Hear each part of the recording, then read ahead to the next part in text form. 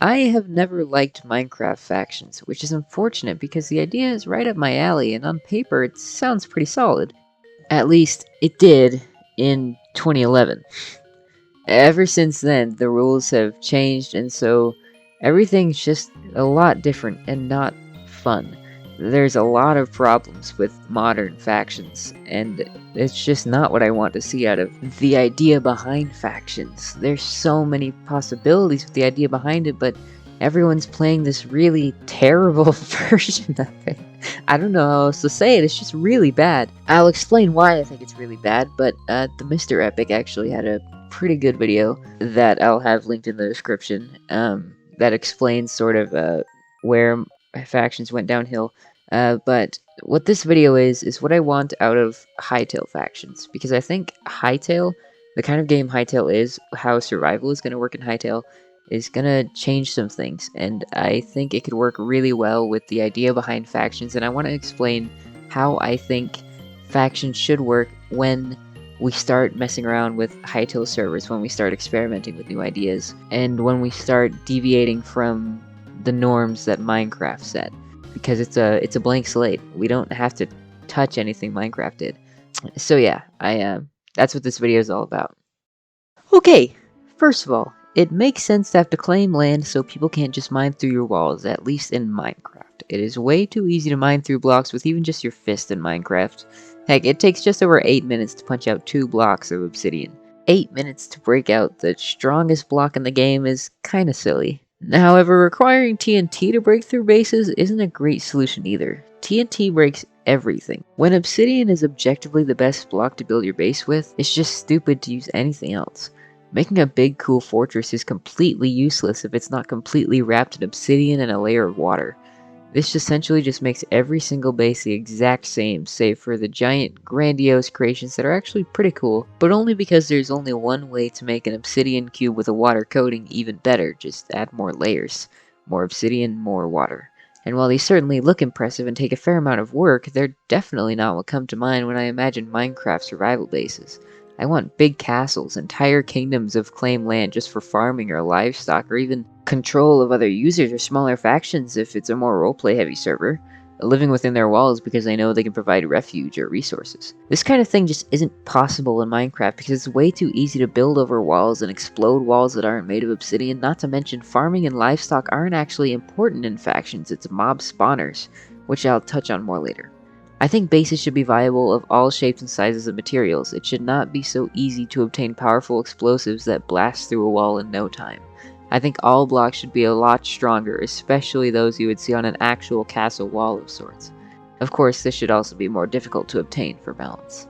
I think Hytale's actually already on the right track with this, because from what we can see in the trailer and from what we've heard in interviews, it's going to take a lot more time and a lot more powerful tools to break through blocks in Hytale.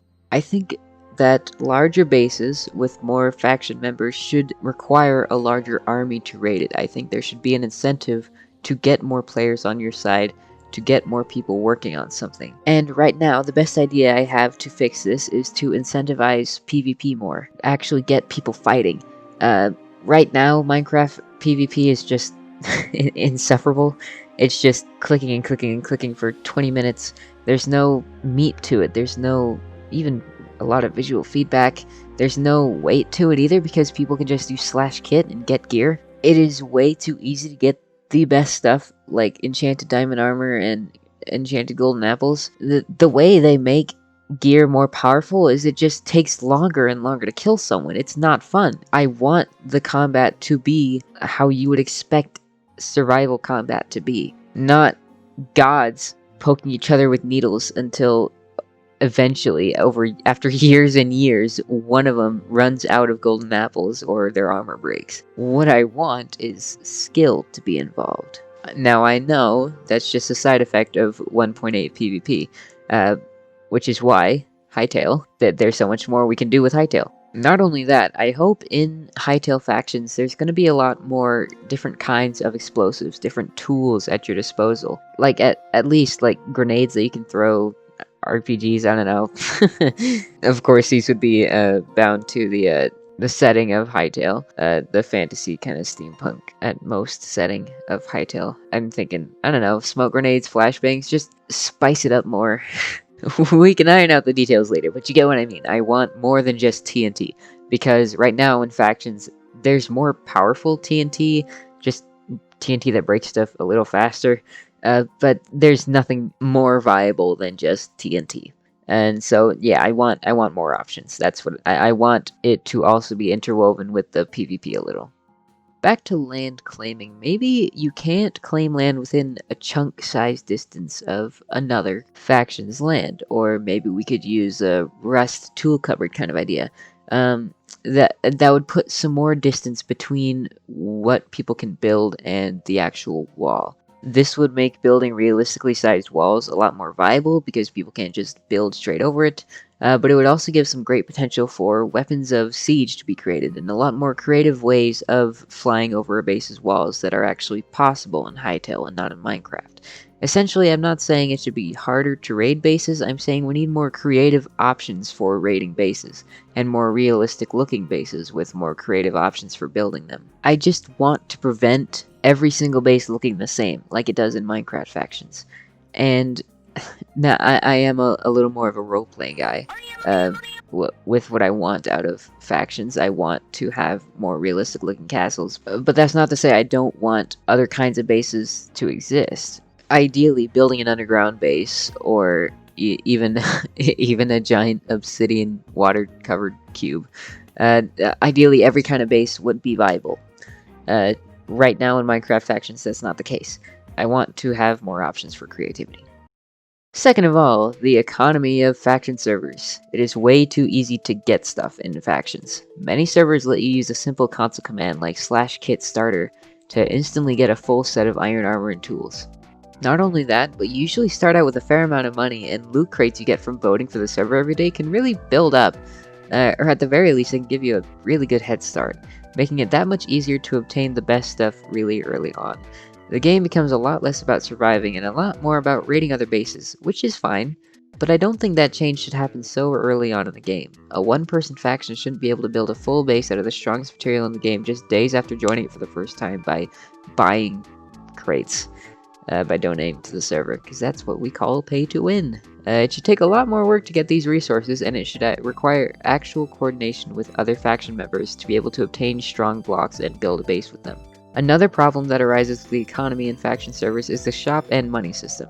Really, the end goal of a powerful faction is making a lot of money, and you do that by running mob spawners and selling their drops.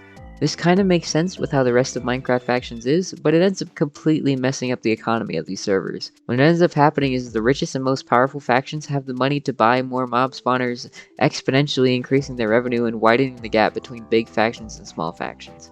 I don't think mob spawners should be how these drops are obtained. I think it should be done through actually growing crops and herding livestock.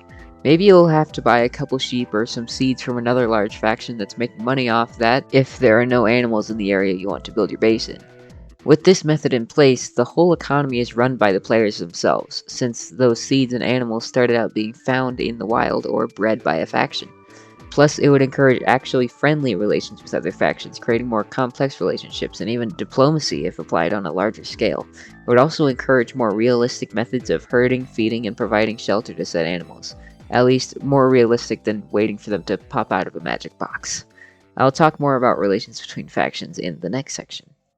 Relations between factions! It deserves its own section, yet it's impossible not to talk about it in others.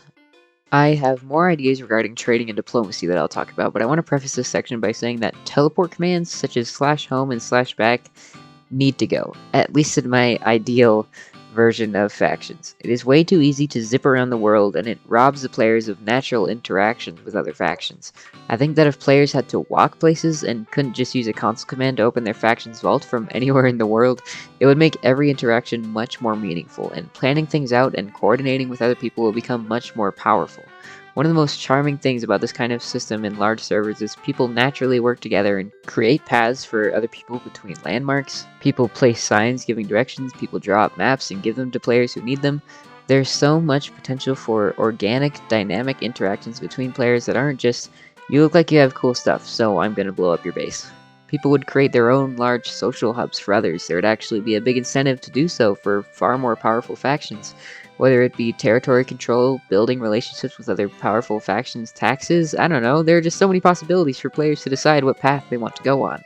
Players could decide to set up shop inside a large kingdom owned by a powerful faction, but deal with whatever restrictions that faction may put in place. Maybe this certain faction decides to be extremely authoritarian and disallow you from conducting business in certain circumstances. Maybe they ask for taxes on certain in-game days. Maybe they don't allow you to be affiliated with a certain other large faction for political reasons. You get the idea, the possibilities are endless. Here's some more ideas when it comes to relations between large factions on a grander scale. What if there are special resources that only spawn in certain areas of the map? Maybe they start out controlled by enemy AI. And some people have to trade with the faction that ends up controlling that resource if they want it. Keep in mind, though, that that faction had to find that resource and put in the time, resources, and manpower to maintain control of it.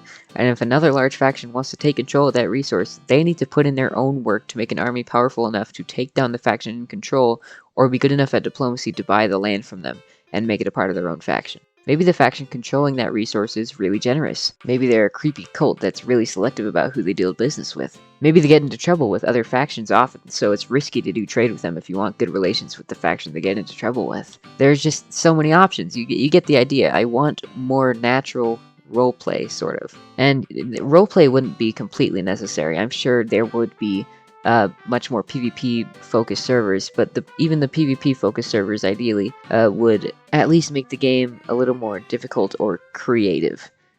In conclusion, you get the idea. My dream is large-scale, player-driven, RPG-esque relations between factions that require exploration, resource gathering, coordinating with people in your faction, and coordination with other factions. I think this is really only possible in Hytale, and I think a lot of systems we've seen within Hytale already set the foundation for this kind of thing, such as the different zones, the social features they've talked about, and even the animals that can be used to transport items and people long distances through certain climates. Of course, this is really all just a dream I have, but I really think that people will be able to experiment with all this when we get the ball rolling with custom game modes in Hytale servers. Thank you for listening to me rant for so long. I've just been thinking about this a lot recently, and I wanted to get all these thoughts out somewhere all at once.